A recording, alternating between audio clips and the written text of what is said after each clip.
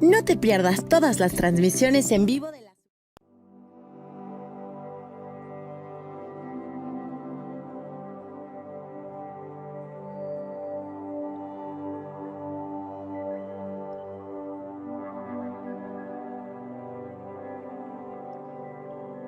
Vigésima Feria Internacional del Libro Jurídico del Poder Judicial de la Federación. Visítala en el edificio sede del Poder Judicial de la Federación en San Lázaro. O entra al sitio virtual y participa desde cualquier lugar donde te encuentres. Del 14 al 18 de noviembre, asiste a presentaciones de libros, conferencias y actividades culturales. Conoce las novedades literarias de más de 50 editoriales. Regístrate en www.scjn.gov.mx. Suprema Corte, el poder de la justicia.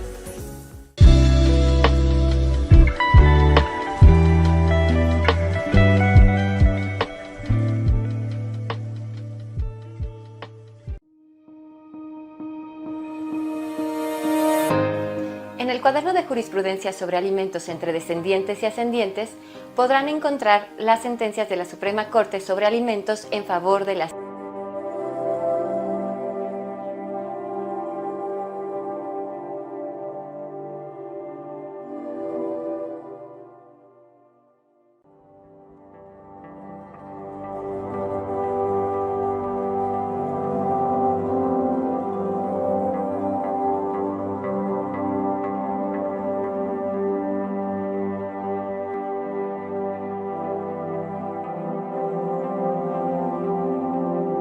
Todo el continente americano por sus políticas de igualdad de género. Obtuvimos el Premio Interamericano a las Buenas Prácticas para el Liderazgo de las Mujeres, otorgado por la Organización de los Estados Americanos. En solo 3 años, avanzamos como nunca en paridad, perspectiva de género e igualdad sustantiva. Género, el poder de la igualdad. Suprema Corte, el poder de la justicia.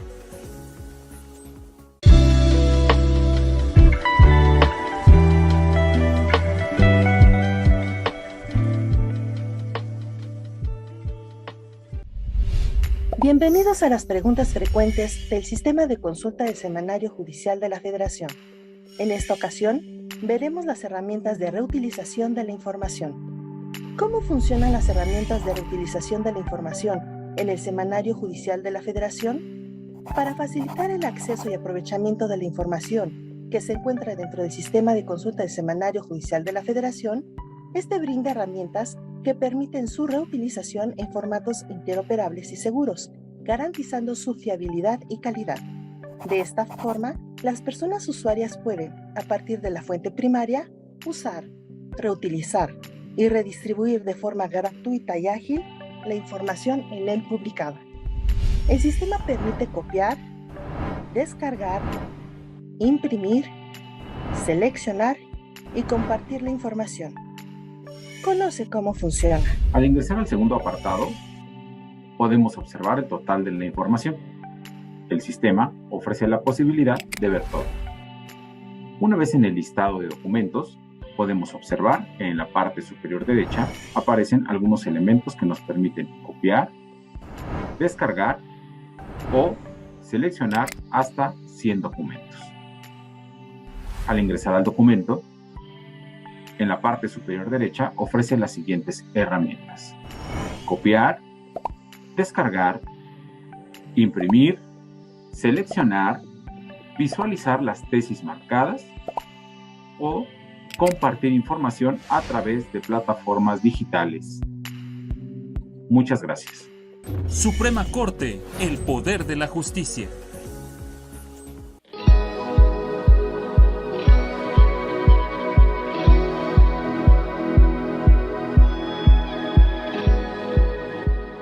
Vigésima Feria Internacional del Libro Jurídico del Poder Judicial de la Federación. Visítala en el edificio sede del Poder Judicial de la Federación en San Lázaro. O entra al sitio virtual y participa desde cualquier lugar donde te encuentres. Del 14 al 18 de noviembre, asiste a presentaciones de libros, conferencias y actividades culturales. Conoce las novedades literarias de más de 50 editoriales. Regístrate en www.scjn.gov.mx. Suprema Corte, el poder de la justicia.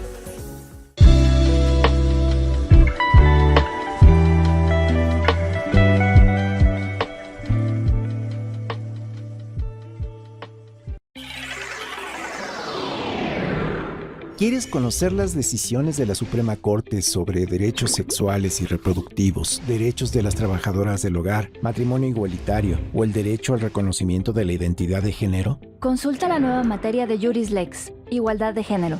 En ella podrás encontrar tesis y criterios clasificados por derechos de las mujeres, derechos de las personas de la diversidad sexual, enfoque interseccional, entre otros, ordenamientos como la Ley General de Acceso de las Mujeres a una Vida Libre de Violencia, además de sentencias, instrumentos internacionales, disposiciones normativas y otra información relevante. El máximo tribunal pone a tu disposición esta información como parte de su compromiso con la igualdad y la protección de los derechos humanos de todas las personas. Accede a jurislex.scjn.gov.mx. Suprema Corte, el poder de la justicia.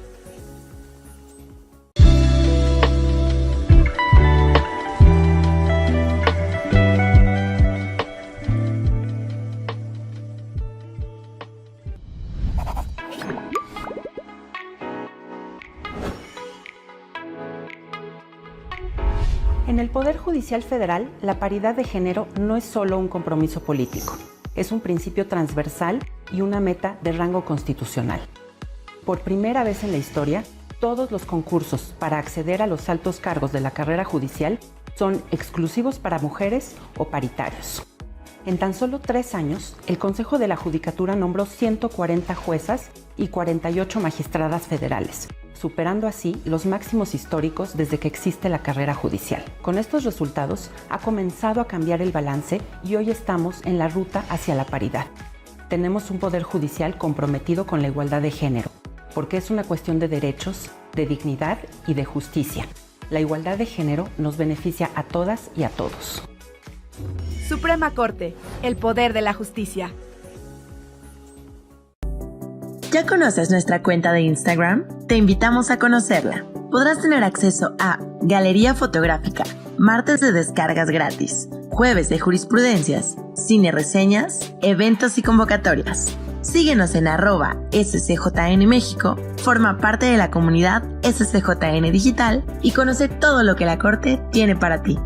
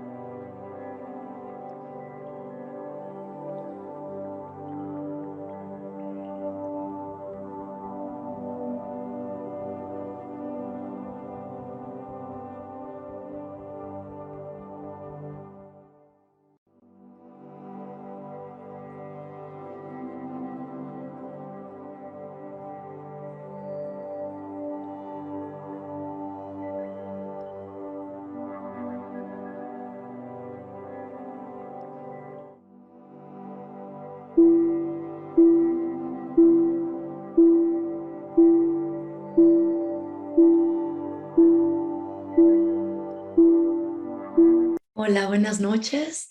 Yo soy Alejandra Rabasa, investigadora del Centro de Estudios Constitucionales de la Suprema Corte de Justicia, y les doy la bienvenida a esta nueva mesa que me emociona mucho, que tenemos como parte del programa cultural de esta edición de la Feria Internacional del Libro Jurídico del Poder Judicial de la Federación, que está dedicada a un espacio literario para hablar sobre mujeres, literatura y justicia, y que, como han podido ver en el programa de la Feria del Libro, se llama No están solas, porque acompaña a otra actividad muy importante de esta feria y del programa cultural, que es una exposición permanente que está desde el 14 hasta el 18 de noviembre en la Escuela Federal de Formación Judicial, donde hemos presentado el trabajo de investigadoras, investigadores muy importantes como Marina Sagua, periodistas como Heriberto Paredes, etcétera, que han compilado en una exposición maravillosa, en un sitio de internet maravilloso, todos los saberes, bueno, no todos, pero muchos de los saberes que se han recopilado durante estos años dolorosos por colectivos de mujeres que buscan a sus familiares, etcétera. La exposición se llama No están solas, saberes para la búsqueda de personas desaparecidas en México, y acompañando esta exposición y los conversatorios que hemos tenido en el marco de la misma, desarrollamos también este espacio literario que se llama No están solas, Mujeres, Justicia y Literatura, donde hemos tenido la compañía de escritoras pues muy importantes de la literatura contemporánea mexicana. Nos han acompañado Mónica Nepote, Claudina Domingo, Daniela Rea, y hoy seguimos con esta racha muy afortunada de poder tener en la Suprema Corte de Justicia a escritoras muy relevantes, muy poderosas, muy potentes de la literatura contemporánea mexicana, Gabriela Jáuregui e Itzel Maya. Les doy la bienvenida y les agradezco muchísimo estar con nosotros aquí hoy. Quiero decir además que Gabriela Jáuregui pues tuvo un papel bastante importante en el diseño de este programa literario, por lo que también le agradezco muchísimo, tanto para pensar en los temas importantes alrededor de los cuales podemos pensar que quedan muy visibles y que pueden detonar muchas conversaciones interesantes, la intersección de los temas que importan y preocupan en relación con las mujeres, la justicia y la creación literaria, periodística, muchas formas de narrativas distintas a la jurídica que predomina en este espacio, y que es justo una de las intenciones de crear este programa, acercar al sistema de justicia otras narrativas que nos permitan entender de una forma, como decíamos ayer con Daniela Rea, mucho más empática, mucho más cercana, las historias que están detrás de los casos que se convierten en procesos jurídicos, para desarrollar una mejor capacidad de empatía, de escucha y de búsqueda de soluciones colectivas a pues este tema tan horriblemente doloroso de la violencia contra las mujeres en México. Y pues hoy, como les decía, nos acompañan Gaby e Itzel, que pues tienen una voz muy potente en estos temas. Quiero empezar esta conversación preguntándole a Gabriela por un proyecto muy poderoso que ha coordinado, que ha editado, prologado, que se llama Tsunami, que aquí tengo los 2 tomos, que son ediciones de la editorial Sexto Piso, donde Gabriela ha convocado a escritoras como Brenda Lozano, Cristina Rivera Garza, Daniela Rea, Diana Torres, Jimena González, Margot Glantz, Sara Uribe, Verónica Gerber, Vivian Aranchuchan, Yasna Yelena, Yolanda Segura, Marina Sagua, Lidia Cacho, Dalia de la Cerda, Diana del Ángel, Lía García, Valeria Luiselli, Fernanda Latani, Luna Marán, Silvia Marcos, Brenda Navarro, Junco Gata, Itzel, que tiene un texto que me gusta muchísimo en la segunda edición de Tsunami. Y Gaby, yo quisiera, para abrir esta conversación, pues preguntarte si puedes contarnos un poco sobre cómo ha surgido este proyecto, cómo has convocado a este cartel tan importante de escritoras mexicanas que buscaban, ¿qué es Tsunami? ¿Cómo se intersecta con este tema que nos trae hoy aquí de mujeres, literatura y justicia? Bueno, muchas gracias, Ale, por toda esa presentación y a todo el equipo que está aquí tras las cámaras haciendo esta transmisión posible, y a quienes están allá afuera, pues muchos saludos y gracias por acompañarnos hoy en la noche. Pues creo que tiene todo que ver con el tema, ¿no? Como mujeres, justicia o injusticia, ¿no? Creo que la idea detrás de ambos tsunamis, uno salió en el 2018 y el otro en el 2020, fue convocar a mujeres de distintas generaciones, de distintas partes de la República, digamos, y ¿no? que vienen de distintos mundos, digamos, pero que todas trabajan con la palabra, y mujeres a quienes yo admiro, leo, respeto, a quienes les aprendo un chingo, un montón. Discúlpenme.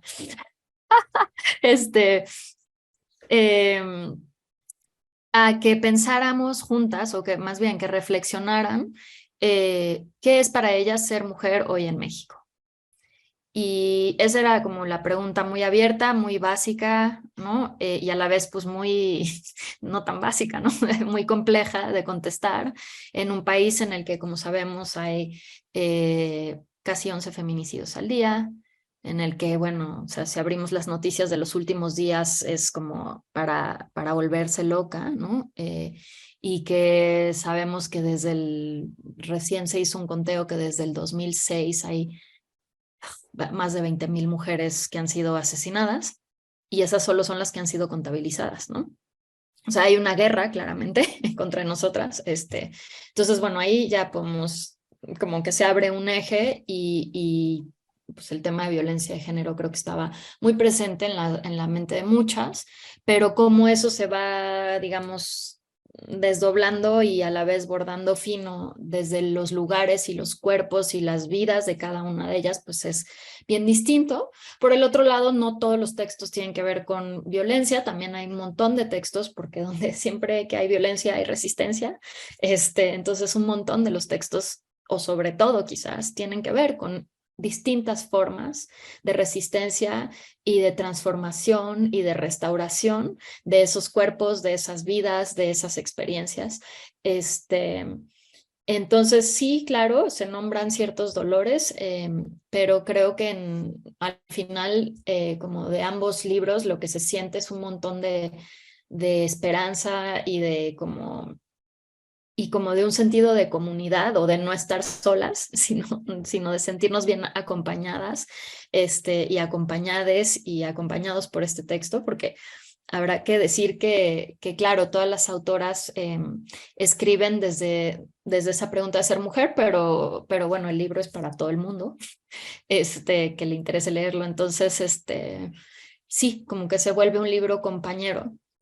Y eso fue una sorpresa, ¿no? O sea, como que yo cociné eso porque era como una pregunta que me estaba preocupando, primero en el 2018, a la luz de un montón de temas justo, ¿no? De violencia, de marchas, de como que empezaba una ebullición ahí, de salir a las calles, de un montón de cosas. Y luego, en el 2020, pues justo después de la marcha más grande, ¿no? que hemos tenido, del 8M, que enseguida, una semana después, se arma el encierro pandémico, y entonces como que desde ese lugar también, ¿no? En uno así estaba la cosa ardiendo y afuera, y en el otro seguía la cosa ardiendo pero adentro, ¿no?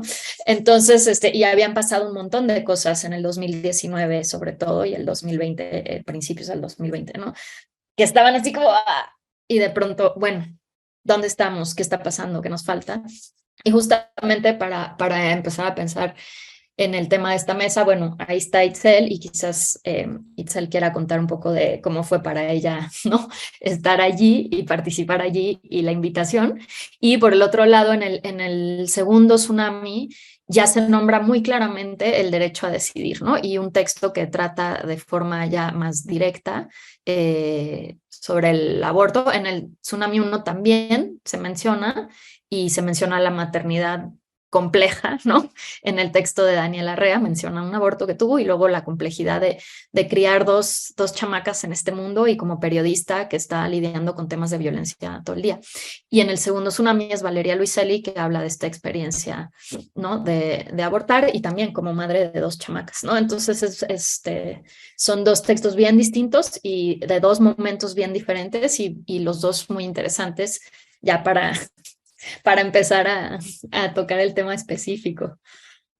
Muchas gracias, Gaby. Y sí, como Gaby decía, en Tsunami 2 hay un texto que a mí me gusta muchísimo de Itzel Maya que se llama El hambre soy yo, donde, por ejemplo, Itzel, a mí me gusta muchísimo una parte donde, lo voy a leer, un párrafo de este libro, de este texto de Itzel, porque se me hace muy importante. Nos ayuda mucho a ir llevando esta conversación, donde dice, he ido aprendiendo a habitarme y deshabitarme a partir de las palabras que otros me enseñan. Me gusta pensar en la posibilidad de las palabras para reflejarnos en las otras, transportarnos quizá a lugares menos dolorosos. Nos contamos historias a nosotras mismas para poder sobrevivir, escribe Joan Didion. Me gusta mucho este texto porque en todo este ciclo literario pues está recurrente el tema de cómo contar historias, teje estas redes de no estar solas, ayuda, Claudina Domingo decía ayer, ayuda a procesar el horror, a nombrar lo que no se puede nombrar para quitarle lo que nos da tanto miedo. ¿Cómo llegaste a este texto, Itzel? ¿Qué te viene a la mente con contar historias y sobrevivir y vivir? Bueno, me gustaría empezar como platicándoles un poco también, retomando lo que decía Gaby sobre estos años tan importantes que han atravesado y que se han empezado a inscribir en las narrativas del feminismo mexicano, ¿no? O sea, sobre todo 2019, que fue cuando yo conocí a Gaby Jauregui. O sea, 2019 creo que fue un año como muy importante porque no empezaron, sino que creo que, o sea, se inscribió otro tipo de narrativa en las manifestaciones feministas, ¿no? Y que sobre todo fue un año marcado, por ejemplo, por el surgimiento del movimiento Me Too mexicano, que fue ahí cuando me encontré con Gaby, ¿no? O sea, surgió todo este movimiento Me Too desde primero como el ámbito literario, ¿no? O sea, las escritoras o personas que habían convivido con ciertos escritores que fueron violentadas de ciertas maneras, ¿no? Estábamos exponiendo o haciendo visibles nuestras historias a través de redes sociales, ¿no? Entonces fue como todo ese cúmulo de historias que se estaban encontrando, ¿no? Entonces creo que a partir de esas historias en las que nos encontramos fue que empezamos a decir, bueno, ok, o sea, sí hay unas historias en las que nos encontramos, pero ¿qué vamos a hacer con estas historias, ¿no? ¿Qué narrativa queremos contar y cómo queremos que siga evolucionando esta narrativa? Y bueno, ahí conocí a Gaby Jauregui en medio de toda esa explosión de historias que estaban saliendo a la luz, ¿no? Porque creo que también esa es otra parte de lo que hace como una consigna literaria que sea política, ¿no? Que se exponga eso que era privado y que se decía y que se llevaba como o sea, que estaba como entre voces, pues, pero que no salía a la luz, ¿no? Y que después salía a la luz. Creo que esa consigna literaria de lo político nos dota de herramientas para comprender lo que nos atraviesa como personas, ¿no? Y un poco eso es lo que también intenté explorar a partir de la invitación de Gaby Jauregui en Tsunami, ¿no? O sea, sí, la consigna era un texto como qué es ser mujer en México, ¿no? Pero justo a partir del qué es ser mujer en México, más bien es como también esta historia que queremos contar de nuestros cuerpos, ¿no? Y creo que ahí está como la acción colectiva y política que hay que cuidar, ¿no? Cómo nos comprendemos y por ende cómo nos narramos a nosotras mismas a partir de la comprensión que tenemos del mundo, ¿no? O sea, qué historias estamos escribiendo y cómo las estamos escribiendo también, ¿no? Un poco eso es lo que intentaba explorar en mi ensayo, ¿no? A partir del cuerpo, ¿no? De ser lesbiana, de nacer lesbiana en la periferia, ¿no? En el Estado de México, en un municipio como Nezahualcóyotl, que es también como un municipio muy atravesado por la violencia hacia las mujeres, ¿no?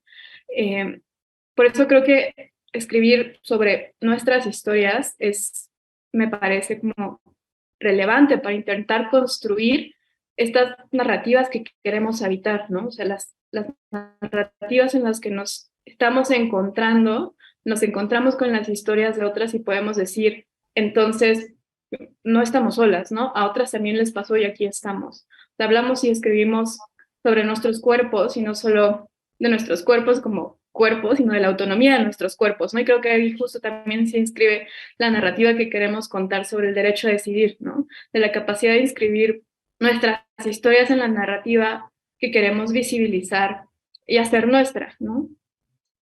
No, es que me parece que justo, como saben las personas que nos acompañan en esta mesa, como tema central tiene el derecho a decidir y la despenalización del aborto, la interrupción del embarazo. Y entonces me parece que este tema también, cuando tú dices el de cómo, y también lo decía Dani Re ayer, y también lo dijo Gaby ahorita, que me impresiona mucho cuando las mujeres escriben, siempre se menciona todo el tiempo el cuerpo como un territorio, ¿no? El cuerpo como un derecho incluso que hay que conquistar, o sea, el propio cuerpo. Y eso me hace pensar ahorita, estoy para entrar en este tema del derecho a decidir, etcétera, estaba pensando, por ejemplo, cómo se relaciona esta narrativa que están articulando ustedes desde la literatura, desde la creación literaria, y cómo yo veo ahora, por ejemplo, en las decisiones de la Suprema Corte de Justicia, la primera que yo encuentro, por lo menos sobre donde la Corte aborda el tema de la interrupción del embarazo, es en el 2002.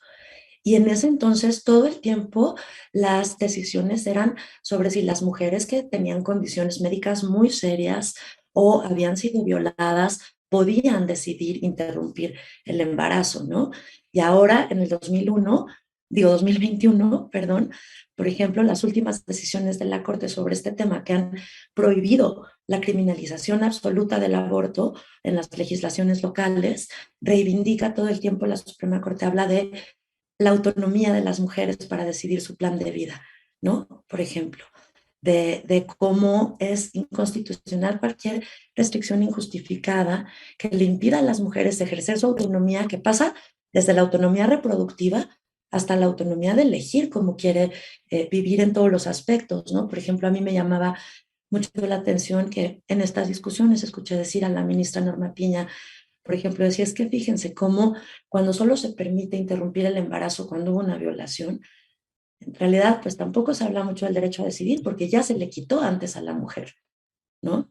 Y decía, y entonces parece que cuando se criminaliza la decisión de interrumpir un embarazo cuando no fue producto de una violación, sino por una acción consensual de la mujer, lo que se está criminalizando es la libertad de las mujeres, no se está protegiendo la vida. Por ejemplo, ¿no? Como que estas discusiones de la Corte, desde mi punto de vista, que han sido bastante duras, pues han ido cada vez enfatizando más de lo que sí se está hablando y excluyendo de lo que no se estaba hablando, ¿no? Como en este caso, por ejemplo, también el ministro Saldívar, el ministro presidente de la Corte, discutiendo estos casos, decía, la protección de la vida en gestación no puede presentarse como antagónica a la de las mujeres, que son no solo titulares de derechos, sino que solo protegiéndolas a ellas y a través de ellas es que el Estado puede proteger el bien constitucionalmente relevante de la vida, la autonomía, etc. Entonces, a partir de esto yo pues identifico de alguna forma una intersección en que lo que está diciendo la Suprema Corte es lo que se está escribiendo aquí, ¿no? En los textos que ustedes mencionaban y lo que está en juego. ¿Interpretarían lo mismo a partir de estos ejemplos? Y de la literatura que Gaby me mencionaba hoy en la mañana y de estos textos y de lo que piensa.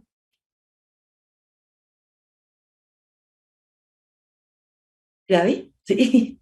No, digo que Itzel abrió su micrófono, entonces yo le estaba señalando así. Más bien creo que nunca lo cerré. ¿Nunca lo cerraste? Ah, bueno. No sé, o sea, creo que la representación es como una parte muy importante en esta cuestión de empezarnos a preguntar qué historias queremos contar y cómo las estamos contando, ¿no? O sea, cómo se están inscribiendo, por ejemplo, nuestras historias en las sentencias de la Corte, ¿no? ¿Qué palabras están usando? ¿Cómo se va a definir nuestros derechos a partir de eso, ¿no? En la forma en la que contamos las historias, ¿no? Y pensaba mucho y platicaba con Gaby hace rato sobre el tema de la representación, ¿no? Y cómo empezamos a escribir esto. Y nos acordábamos del libro de El acontecimiento de Annie Ernaux, la última ganadora, la más reciente ganadora del Nobel de Literatura, que a mí me gusta mucho. Yo la descubrí justo por pláticas o intercambios que había tenido con otra escritora que se llama Isabel Zapata. Y a mí me parece justo muy relevante esto a partir de que, o sea, Annie Ernaux tiene esta consigna de que no son libros, o sea, ella no escribe libros como autobiográficos, sino ella les llama libros sociobiográficos, que es una escritura del yo, pero existe como un yo colectivo inscrito en ella, ¿no? Que un poco ahí es como lo que me parece que está muy relacionado, por ejemplo, con el tema de las sentencias, ¿no? O sea, es un yo que está referido en colectivo, ¿no? Enfocándose más como en la historia cultural y las condiciones sociológicas que en resolver solamente conflictos interiores, ¿no? Creo que es una consigna que resalta mucho en la literatura de Annie Ernaux, ¿no? O sea, y hay un yo atravesado por lo colectivo y lo social y los problemas que vienen así de lo que mencionaba hace rato de la acción colectiva, por ejemplo. Y hay una frase que la misma Annie Ernaux ha dicho que, o sea, dice que las autobiografías parten de una misma, ¿no? Y se limitan a dejar como el contexto histórico en el fondo, ¿no? Y ella decía que más bien aspiraba a inscribirse a sí misma en este paisaje como si fuera una figura más, ¿no? O sea, a eso se refiere con libros sociobiográficos y que me parece como muy relevante justo en este sentido de apropiarnos de las historias, ¿no? No solo a partir de un yo, sino que es un yo colectivo.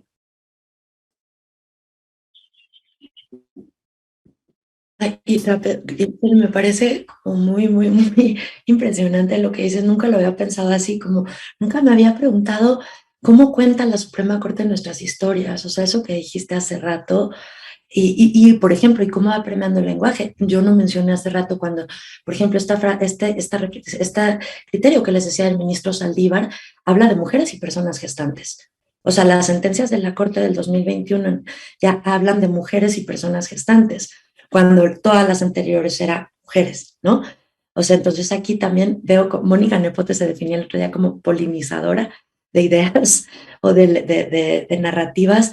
No sé, aquí de dónde viene esta narrativa, cómo se ha polinizado para entrar al sistema de justicia, que nunca había pensado, como decía Isel, ¿no? De cómo se están contando nuestras historias aquí al impartir justicia. Gaby, ¿qué piensas? Sí, que creo que ahí también uno de los detalles es eso de nuestras historias, ¿no? Y nuestras, ¿quién es ese nosotras que está inscrita ahí, ¿no? Y creo que una de las cosas hermosas de lo que sucede con el lenguaje, que es algo vivo, no es algo muerto, o sea, no es algo inerte y que no cambia, sino que alegremente se va transformando con la realidad que, ¿no? se co-conforman, digamos, el lenguaje genera realidad y la realidad genera lenguaje y se van como que acompañando como el huevo y la gallina un poquito. Entonces, yo celebro mucho que ese lenguaje se vaya abriendo y vaya abriendo cancha para un nosotras, nosotres, más amplio, porque claro, no solo personas que se definen como mujeres son personas que pueden embarazarse, ¿no? Hay personas que son mujeres, que son hombres trans que pueden gestar. Entonces, de ahí la persona gestante. Lo aclaro porque luego hay personas que no entienden bien de dónde viene eso o como que suena extraño o si no sabes, es como de, bueno, ¿pero qué? Y claro, ha habido un montón de otras personas que están diciendo, no, eso no, ¿no? Pero yo creo que algo importante cuando se hacen leyes y cuando hablamos de derechos es abrir y no cerrar, es decir, los derechos no son una pizza que se acaba, ¿no? Entre más lo repartes, sino que los derechos, al contrario, de hecho, entre más personas tienen más derechos, más se refuerzan los derechos de las otras personas. Entonces yo creo que eso es algo bien interesante que se genera en la minucia del lenguaje. ¿no? Y creo que eso es algo en lo que el derecho y la literatura también se tocan de formas interesantes, a veces encontradas o contradictorias y a veces muy acompañadas, ¿no? Que es que trabajamos con el lenguaje y el lenguaje cambia la realidad, o al menos digamos, eso es lo que trabajamos, queremos, por eso trabajamos, ¿no? Entonces, para mí eso ha sido como un parteaguas importantísimo. Y claro, que esas historias de ese nosotras colectivo incluyan a más personas es motivo de celebrar. Y también, volviendo a lo de Annie Ernaux, es curioso la construcción, o sea, la construcción de un yo que es y no es un yo, ¿no? Que es un poco ese nosotras, que es, o nosotres, que es y no es un, o sea, ¿quiénes somos millones, ¿no? Pero solo se puede como nombrar en lo que cabe en un papelito, ¿no? Que queda ahí. Y creo que eso también es una de estas como alquimias del lenguaje. Y en el caso de ese libro de Annie Ernaux, a mí algo que me parecía también muy interesante es que ella una y otra vez insiste, por ejemplo, en no caer en un lenguaje como hiperbólico y hiperpoético. Ella usa, ahorita me acuerdo de la palabra, por aquí la tenía abierto, eso, como explosiones líricas, cuando habla de este acontecimiento que es el aborto que tiene en un momento en Francia cuando todavía no estaba despenalizado ni era legal. Y dice, bueno, no lo quiero incluir porque en mi vida en ese momento no era tal, ¿no? Entonces hace algo muy curioso, que creo que ayuda a sostener ese yo colectivo, ese yo que contiene multitudes, para citar a Walt Whitman, ¿no? Que creo que permite eso, conteniendo un montón el lenguaje y conteniendo un montón el vocabulario, casi de forma clínica o como uno se imaginaría de forma, ¿no? Como cuando haces la exposición legal de algo, casi, ¿no? Como con esa, como una claridad así de cuchillo tajante, para no caer en algo como de, oh, qué tragedia esto que me sucedió, porque para nada lo vive como una tragedia, o bueno, esto es lo mejor que me ha pasado en la vida, pues tampoco fue el caso, ¿no? Es un momento bien complejo el que transita y políticamente hablando, como sus amistades, quién la ayuda, quién no la ayuda, etcétera, etcétera. Es bien interesante en el libro, pero como que todo lo mantiene así, con una tensión muy interesante, sostenida en el lenguaje. No, claro, es que, o sea, estoy pensando que me parece como, claro, todo ocurre a partir del lenguaje y en este ciclo, por ejemplo, de esta feria con ustedes, o sea, con ustedes, con Dani, con Claudina, con Mónica hasta ahora, pero también algo que me ha maravillado mucho es como el lenguaje. Por ejemplo, Mónica Nepote extendía un bordado de una artesana oaxaqueña y a mí me había dicho, te voy a compartir el texto de otra escritora. Y ese era, ¿no? O sea, me quería compartir eso como una escritura, como un lenguaje. Y ahorita con esto que están diciendo ustedes, me quedé pensando, por ejemplo, con lo que decías, ¿no? Ahorita, Gaby, el lenguaje y cómo en un papelito está contenida todas estas multitudes del yo, el yo colectivo. Yo estaba pensando, es que claro, por ejemplo, en una sentencia, que también es un papelito, una sentencia de la Suprema Corte, que también es un papelito, están contenidos los derechos de millones de mujeres, de ahorita, de las generaciones futuras, o la negación de esos derechos, ¿no?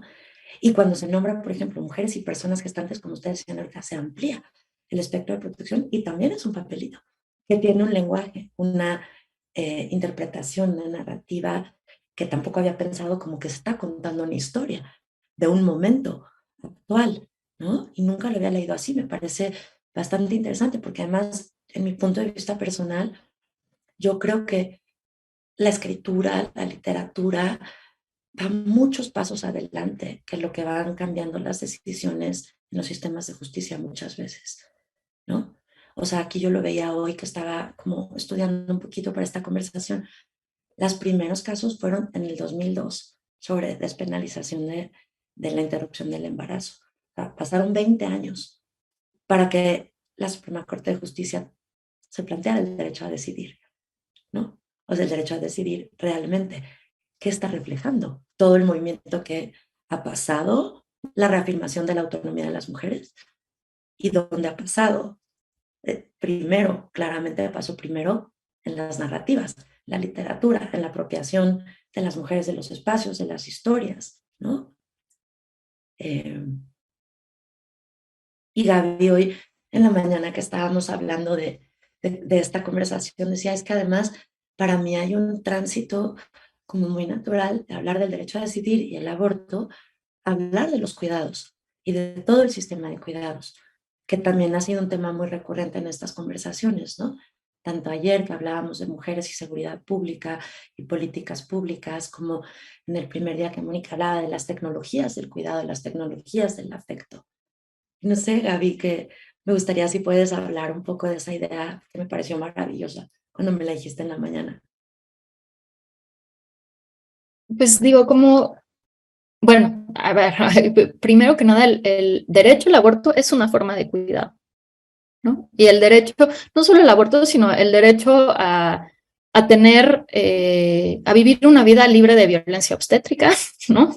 De tener maternidades, quienes quieran tenerlas deseadas, y en un contexto en el que existe la posibilidad de que el periodo de gestación, etcétera, sea uno en el que haya acceso a la salud, que haya un acceso a la salud digno, ¿no? Y que en el momento del parto, etcétera, también, pero no solo eso, que más allá de eso, ya que hay una criaturita ahí corriendo en el mundo o gateando o lo que sea, que haya posibilidades de que esto se haga de forma, eso, digna, acompañada, no en solitario, que haya, por ejemplo, descansos de maternidad mucho más largos que los que hay. En México es uno de los países donde hay menos, ¿cómo se llama? No se llama descanso de maternidad, ahorita se me fue la palabra técnica. Y de paternidad, o sea, creo que el de paternidad es como de 5 días, una cosa así ridícula, lo cual eso habla un montón, como lo que decíamos, ¿no? Las leyes cuentan historias del momento en el que existen, ¿no?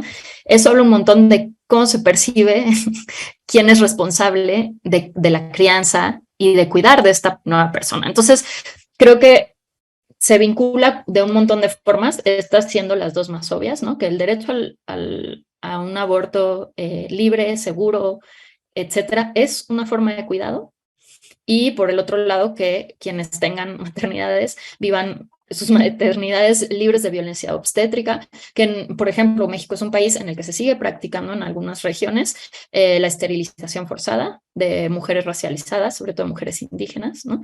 Entonces, como que cuando hablamos de derecho a decidir, creo que implica un montón de cosas, de poder decidir ser madre si quieres serlo, en las condiciones que tú quieras, de poder decidir no serlo si no quieres, y de todo lo que está detrás de algo que pareciera tan sencillo y tan claro como, ¿no? Como dicen mis hijas, es mi cuerpo, yo decido. Es como, ya ponte la pijama, no, es mi cuerpo, yo decido. Yo, bueno, está bien, pero ya ponte la pijama. Pero es algo tan básico como eso, y que pareciera que es como, ¿no? Inventar el hilo negro en muchos casos, claro, porque ahí se juega un montón de poder, ¿no? Y ahí se juega todo el patriarcado, pero no solamente el patriarcado, se juega también el capitalismo, ¿no? Porque si las mujeres tuvieran esos derechos de forma tan natural como respirar, pues se desmoronaría un montón del sistema actual, ¿no? Y de lo que permite la inequidad tan tremenda que existe actualmente. Entonces, para mí, cuando empezamos a hablar de esto, se conecta directamente con hablar de también, ¿no? Unas leyes de cuidados para, ¿no? Leyes, digamos, una ley general, o no sé cómo decirle, sí, ley general de cuidados, ¿no? Y sé que hay gente que está trabajando esto desde hace tiempo, ¿no? Legisladores, ministras, etcétera, pero sí creo que es algo que como que habría que meterle quinta velocidad, que siempre vamos, tú decías, ¿no? El derecho, las leyes, etcétera, van detrás de lo que imaginamos en la literatura, en las artes, etcétera. Y sí, ¿no? De pronto es como de, no puede ser que si estamos en pleno siglo XXI y que no hay eso, y claramente el mundo lo necesita, nuestro país lo requiere urgentemente, y las personas, lo que ha sucedido es que las personas en colectividad han desarrollado lo que decía Mona, ¿no? Nepote, estas tecnologías del cuidado que permiten redes de apoyo, que permiten toda clase de formas como de micropolítica de la resistencia y de la vida, muy bellas, pero que son por falta de, ¿no? Porque hay un vacío ahí de Estado y de leyes y demás, que evidentemente, pues sí, son hermosas, pero que están fungiendo el papel de lo que tendría que estar sucediendo en el seguro social, ¿no? En tu clínica más cercana, etcétera, etcétera, en las estancias infantiles, etcétera, etcétera, etcétera. No, claro, y es que, o sea, ahora que lo estoy escuchando, o sea, estaba pensando, ahorita me venía, escuchándote, como ideas fugaces me venían, ¿no? O sea, por ejemplo, pensaba lo de la licencia de paternidad, o el permiso de paternidad, yo tampoco sé bien cómo se llama, pero el año pasado el Consejo de la Judicatura en México, por ejemplo, amplió la licencia de paternidad a 90 días. O estaba pensando también en todo lo que hoy estaba hablando con una de las madres buscadoras, con Tranquilina, y nos estaba explicando cómo se distribuye la Brigada Nacional de Búsqueda, que empieza la de Morelos, la 7ª, en unos días. Y, por ejemplo, nos hacía mucho énfasis en que gran parte de la organización de la brigada gira alrededor de los grupos que se organizan para cuidar a los hijos que se van a quedar, de las que se van a ir a buscar, las que van a alimentar a todos, incluso a los policías, a los fiscales, etcétera. O sea, ahí está toda esta red de tecnología de cuidados también, que está creándose desde la solidaridad de mujer, no desde el Estado, ¿no? O sea, porque está esta ausencia que decía Gaby y se está cubriendo aquí en estas redes, en estas iniciativas no públicas. Tú analizas datos, ¿no? Todo el tiempo. ¿Cómo los ligas en esto que estamos hablando con las historias que tendrían que contarse para ver si podemos también mover el sistema a esta segunda parte, ¿no? Ya, porque también me parece muy brutal como, bueno, es que se logró no criminalizar a las mujeres, pero de ahí a lo que está hablando Gaby, ahí podría haber un años luz de distancia. Sí, me parece muy importante como no dejar de lado que cuando hablamos del derecho a decidir, tiene que estar ligado de la mano de los cuidados, ¿no? O sea, nuestra sociedad se sostiene sobre los cuidados de las personas cuidadoras, ¿no? E impulsar justo a esta iniciativa del Sistema Nacional de Cuidados, ¿no? Que justo es un conjunto de políticas y programas y acciones articuladas para defender los derechos de las personas que necesitan cuidados y de las que otorgan cuidados, ¿no? Eso me parece muy relevante. Y acá traía como algunos puntos anotados sobre el Sistema Nacional de Cuidados, que tiene mucho que ver también con economía política, ¿no? Ya como metiéndonos justo, trasladando todo lo que estaba en lo privado hacia lo público, ¿no? Haciéndolo político. Y me parece muy relevante porque justo es un movimiento que viene, o sea, sí, planteado desde la economía política, pero atravesado por la economía política feminista, ¿no? Que es una consigna que también viene como muy poderosa, justo como pues del movimiento de las personas cuidadoras, ¿no? Y acá traía anotados los puntos que propone el Sistema Nacional de Cuidados, ¿no? Que justo es como aprobar la reforma constitucional y propuestas de leyes impulsadas por el movimiento feminista para garantizar el derecho al cuidado y al tiempo propio.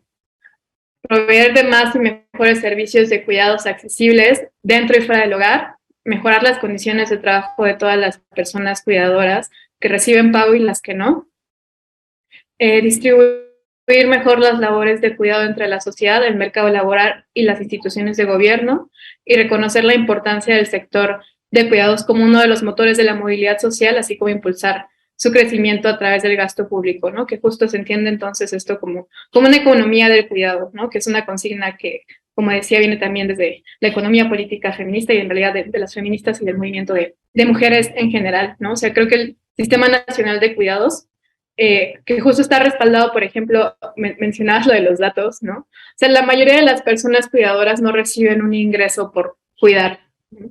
Y que creo que es como justo dejar desamparado esa parte que sostiene a la sociedad, ¿no? Y que no está recibiendo ingreso por ello, ¿no? Y que creo que el Sistema Nacional de Cuidados, estas propuestas, estas políticas son claves para crear esquemas de seguridad social, ¿no? Y sobre todo de servicios de cuidados que mejoren la calidad de vida tanto de las personas cuidadoras como de las personas que necesitan cuidados, ¿no? O sea, creo que el cuidado es como una parte fundamental o un problema de acción colectiva, ¿no? Si no cooperamos todos, ¿no? O sea, ¿quién va a cuidar a las que cuidan, además, ¿no? No, totalmente. Y otra vez estaba, o sea, cuando ustedes están hablando, estoy pensando como en cosas que me vienen a la mente, decisiones de la Suprema Corte, por ejemplo, ¿no? Porque eso hago todo el día, leer decisiones de la Suprema Corte. Y estaba pensando ahorita, por ejemplo, también como uno de los avances en la jurisprudencia de la igualdad y de la equidad de género y del enfoque interseccional ha sido la conquista de reconocer la doble jornada laboral. Otra vez, es que de ahí al Sistema Nacional de Cuidados que están hablando, que es una parte fundamental para que realmente exista un derecho a decidir, me parece que sigue habiendo años luz, ¿no? Y ahí pensaba otra vez, volví ayer cuando yo le preguntaba a Dani Rea por qué escribe lo que escribe, ¿no? Por ejemplo, y hablaba mucho de cómo, porque tal vez a través de escuchar realmente estas otras historias puede generarse un poco más de empatía, ¿no? Y puede entonces, no sé, es que estoy pensando como, ¿por qué el lenguaje, o sea, ha sido el lenguaje que ha sido lo que ha llevado a este cambio del que hablábamos hace rato? Por ejemplo, de que por primera vez se hable de personas gestantes, ¿no? Una cosa que no había entrado al ámbito del derecho. ¿De dónde viene? De la literatura, de los movimientos feministas, es una mezcla del tsunami que ha ocurrido, no sé, ¿qué ha pasado primero? ¿Cómo llegan estas narrativas y si llegan o cómo deberían de llegar y para qué, ¿no? Que también ayer se cuestionaba mucho Dani y Claudina, ¿para qué? ¿Cómo contamos lo que contamos y para qué? ¿Qué pensarías tú, Gaby, de estas historias del tsunami en este contexto, por ejemplo? Donde se reafirma todo el tiempo el derecho a decidir, ¿no? No solo en el campo del aborto o de la despenalización, digo, del derecho a decidir en el contexto de la despenalización del embarazo, sino en todo, en el texto Excel, está todo el tiempo el derecho a decidir quién eres, cómo eres, hacerlo. En cada una de estas historias, siento que solo el derecho de decidir apropiarse de tu historia, en el del día, la novia sirena, en todas, se está ejerciendo el derecho a decidir, ¿no? Al contar estas historias, Gaby, no sé qué piensen ustedes. A mí me vienen a la mente dos palabras enseguida. Uno es autonomía, ¿no? Y la autonomía sobre nuestros cuerpos implica un montón de cosas, como acabas de decirlo, ¿no? Implica desde el derecho a decidir, claro, gestar o no gestar, pero también el derecho a decidir a quién amas, cómo amas, qué haces con tu cuerpo y en qué cuerpo vives y desde qué identidad lo vives, ¿no? Y creo que eso, te digo, eso es como de ahí, la palabra autonomía se ramifica, digamos, así bellamente por muchas variantes distintas y pudiéramos imaginar como un árbol así de decisiones y derechos así increíble, ¿no? Y resplandeciente en el mejor y bien verde así, pero también la otra palabra que me viene a la mente es respeto. Es decir, y cuidado, ¿no? Cuando usamos ciertas palabras, cierto lenguaje, otra vez, no nos quita nada, no resta derechos, al contrario, al otorgar derechos, al otorgar respeto, al otorgar cuidado en cómo estamos nombrando las cosas, lo único que hacemos es fortalecer, digamos, esa especie de árbol que crece y crece con cada una de sus ramitas, sus hojitas, sus flores, sus frutos, etcétera, ¿no? O sea, no es, les digo, no es una pizza que se acaba, ¿no?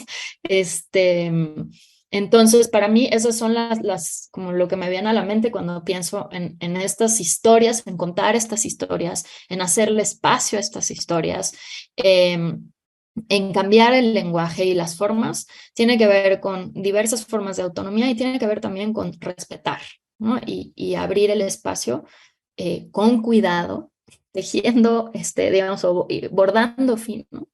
Para procurar incluir en ese nosotros, en esa colectividad de personas que afecta o que beneficia, digamos, una ley, a la mayor parte de existencias posible, ¿no? Y procurar no dejar fuera a casi nadie. Claro, las leyes no son perfectas y bueno, el Estado mucho menos, ¿no? Y su aplicación, ni se diga, pero digamos, tenemos leyes bastante buenas, de hecho, y eso también tiene que ver con qué tan cuidadoso es el uso del lenguaje.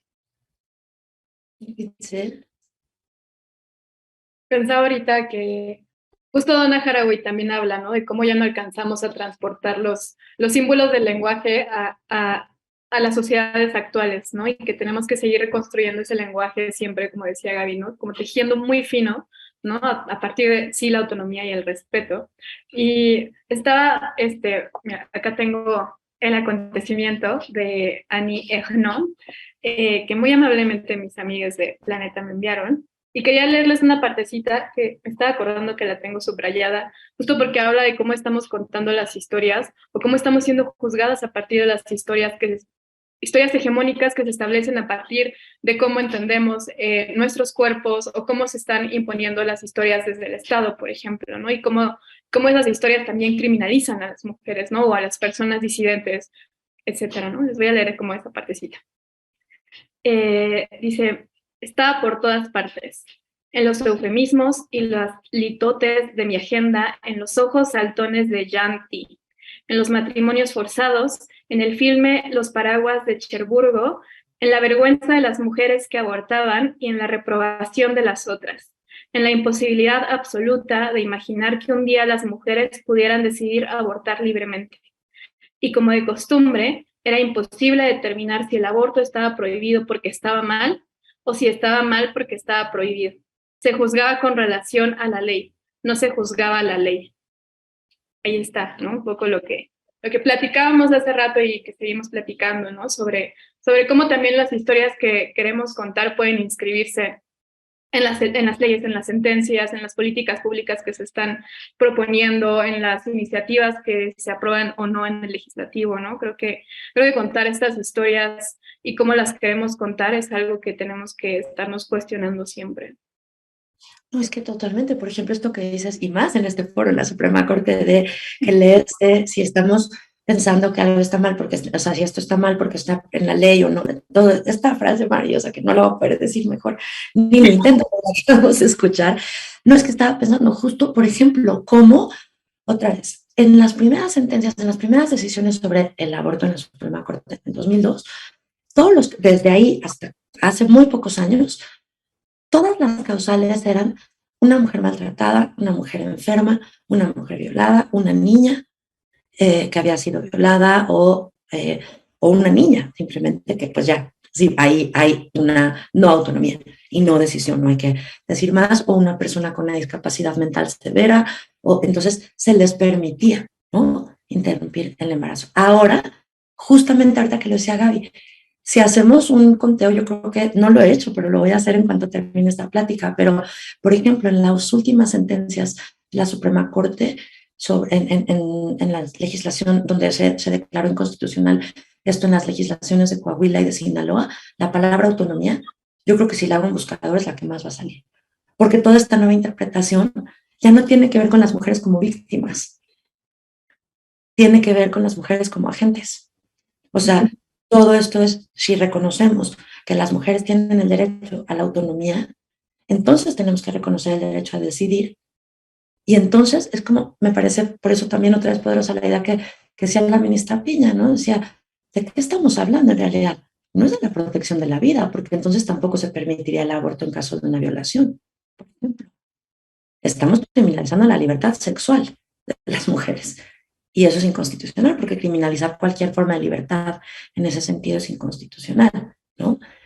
Entonces, no se me llama mucho la atención cómo ustedes están hablando desde este campo de la escritura y la creación tan poderosa literaria que están haciendo, estas narrativas tan poderosas que están haciendo del contexto actual, de lo que es ser mujer ahorita y de lo que se está reivindicando, y cómo está también en esta narrativa, al menos ahorita y al menos en este tema del sistema de justicia constitucional, ¿no? Como también esta narrativa está pareciendo no ser disociada. Estas historias, ¿no?, que se están contando aquí, nunca había pensado así, hasta que lo decían ustedes ahorita, ¿no? Y bueno, ya tenemos poco tiempo, yo quisiera extender esta conversación más, pero creo que lo último que les preguntaría es, bueno, primero, si ustedes quieren decir algo más, ¿no?, en este contexto en el que estamos hablando del vínculo entre literatura, justicia, mujeres y en particular sobre las diferentes narrativas fuera del sistema de justicia sobre el derecho a decidir en todas sus dimensiones y todo lo que implica, ¿no? Por ejemplo, ¿qué tanto existe el derecho a decidir cuando no hay un sistema de cuidados? ¿Existe en realidad o no existe, ¿no?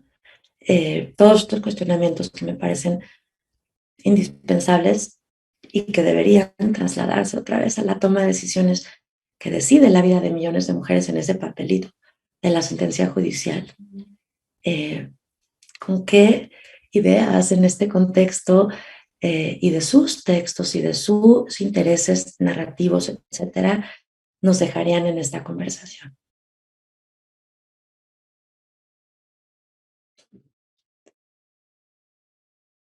Gracias, Gaby.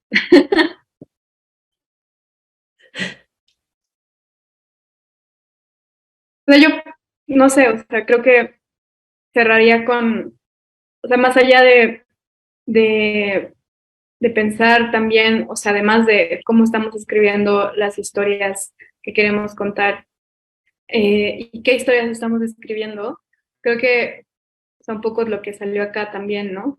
¿Cómo vamos a reescribir la historia que se ha escrito sobre nosotras, nosotres, ¿no?